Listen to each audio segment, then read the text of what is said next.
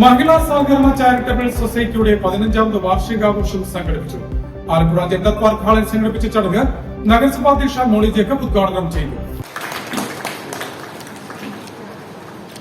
ആലപ്പുഴ നഗരം കേന്ദ്രീകരിച്ച് പ്രവർത്തിക്കുന്ന മഹിളാ സഹകരണ ചാരിറ്റബിൾ സൊസൈറ്റിയുടെ 15ാമത് വാർഷികാഘോഷം നഗരസഭാധ്യക്ഷ മോളി ജേക്കബ് ഉദ്ഘാടനം ചെയ്തു.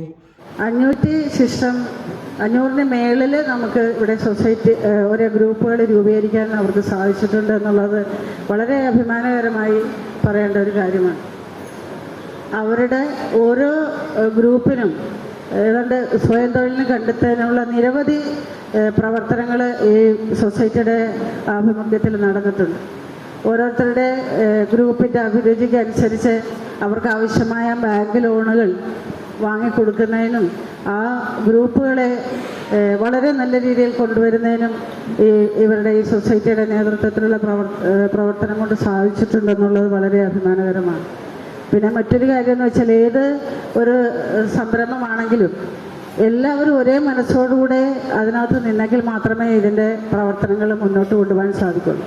സമൂഹത്തിന്റെ വളർച്ചയ്ക്ക് കൂട്ടായ്മകൾ വഹിക്കുന്ന പങ്ക് വളരെ വലുതാണെന്ന് അധ്യക്ഷ അഭിപ്രായപ്പെട്ടു.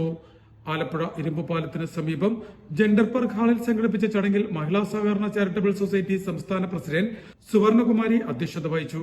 സൊസൈറ്റി സംസ്ഥാന സെക്രട്ടറി ക്ലാരമ്മ പീറ്റർ ചടങ്ങിന് സ്വാഗതം പറഞ്ഞു. എഴുത്തുകാരി KR നിഷയുടെ കഥാസമാഹാരം വിഴിനീർ പൂക്കൾ ചടങ്ങിൽ നഗരസഭാ അധ്യക്ഷയ്ക്ക് നൽകി പ്രകാശനം ചെയ്തു. KPCC സംസ്ഥാന ഉപാധ്യക്ഷൻ അഡ്വക്കേറ്റ് M. ലിജു മുഖ്യപ്രഭാഷണം നടത്തി. പ്രോഗ്രാം കോർഡിനേറ്റർ MK മോഹനൻ ചികിത്സാ സഹായ വിതരണം നടത്തി.